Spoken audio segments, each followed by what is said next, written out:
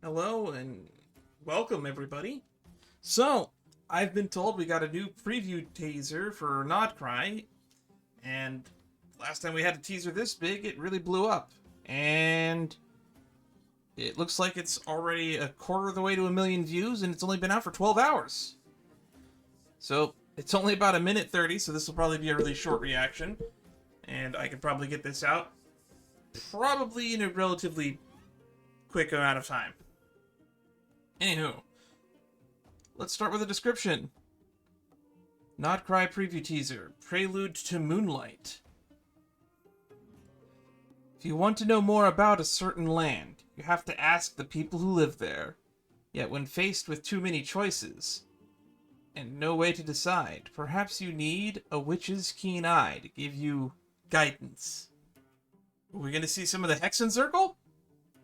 I mean, I'm actually really excited. We're getting a preview teaser for Krai because the Genshin, what was it? The event where the aria of the moon or whatever it was.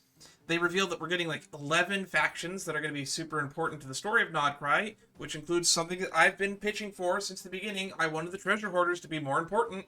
They are like one of the only villain factions that hasn't gotten a fleshed out story arc yet. At least not in the main Archon quest. And there's, I guess, a new faction within the Abyss, the Wild Hunt, which I believe Enjo might be a part of, because he doesn't seem to line up with the main Abyss factions. The Hexen Circle is mentioned. The Knights of Mondstadt. Are we going to finally see horses?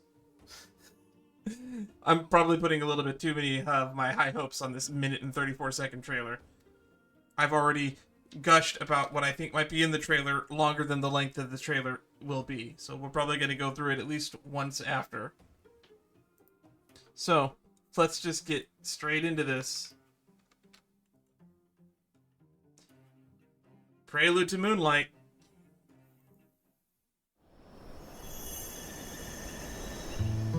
Alright, looks good so far.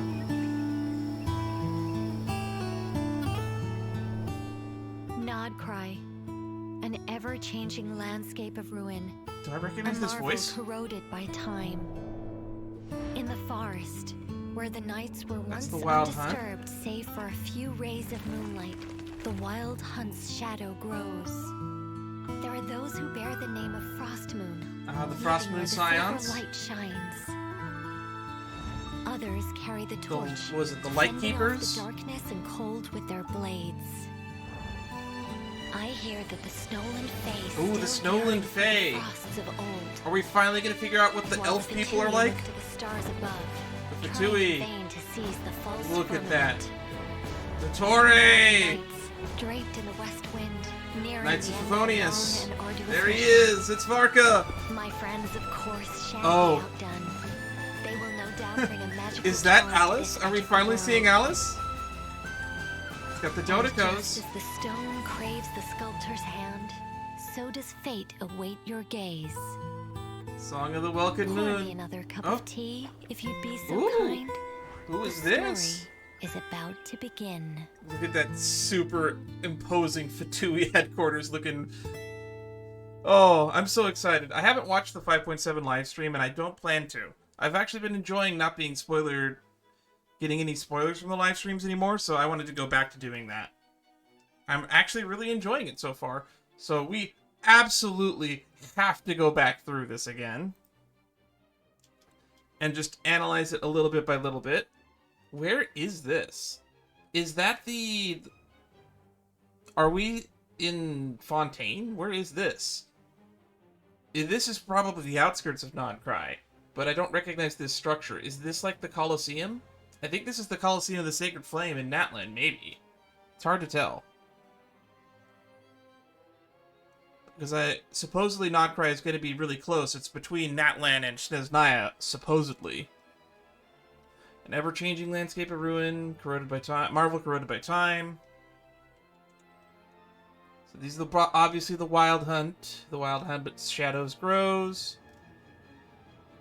So the Frostmoon Scions are these antler people, which kind of reminds me of Yanfei a little bit. So maybe they have ties to the the Adepti in similar ways.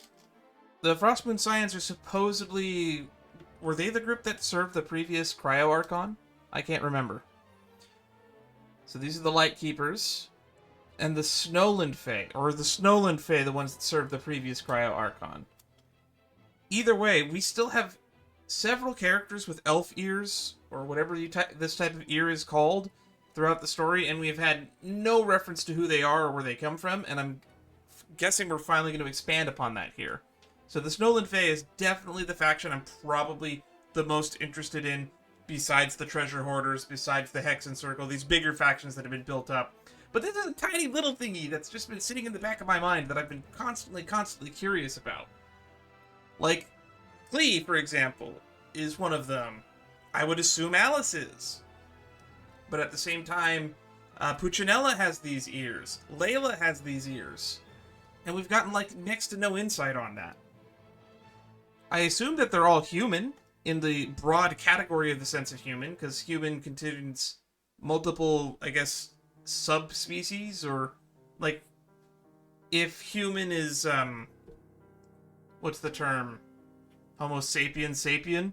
Maybe there's, like, Homo sapien Fae, or Homo sapien Adeptus, for all we know. I'm just interested to see what the taxonomy of this is. Okay, now let's get a good look at these new Fatui designs. We got to see a little bit of these Fatui designs, but we're getting a nice, big close-up of them. He's got some big mech-looking gun on his shoulder. I'm kind of really hyped up to see what that's all about. Got this cool guy with a lance or a spear or a flag of some kind. He looks really cool. Maybe this is a new type of pyro skirmisher. They definitely have, like, the vision or delusion on them. And this is a new electro unit, I assume. There he is! Dottore, specifically, I think the Omega build, if we had to be hyper-specific about it. Because this is the one that we ran into in Sumeru. Which makes me assume that giant building there is the entire lab. Varka, who I guess we saw in a stained glass painting recently in Paralogism, the Archon Quest interlude. He definitely kind of looks a little bit like Cyrus from behind. And is this Alice? I'll be honest, if it wasn't for the fact that she showed up as a Dodoko with a red hat like Klee's, I always assumed that she would have an Alice in Wonderland type looking design, like similar to the original Disney character. I know the Disney character's not the original, but like the way that she was portrayed with like the white and blue blouse type design. But I guess we're doing that again somewhat, but we're matching it with Klee's color motifs. So this is our first look at what I assume to be is Alice. And my friends, of course, shall be undone. Which means there is no voice credit here. So I don't know who's narrating this. For all we know, this could be probably not Anders' daughter. I think we've heard Anders' daughter's voice before. Who have we not heard before? We heard from Nicole. We've heard from Mona's master. Who have we not met yet within the Hexen Circle? I need to go look at the member list again. But that would definitely narrow down who we're talking to here. Barbalith Trespadusis is the name I was escaping me for a second. We met Nicole. We pseudo-met Nicole, I guess, and we pseudo-met Barbaloth. We've pseudo-met Alice.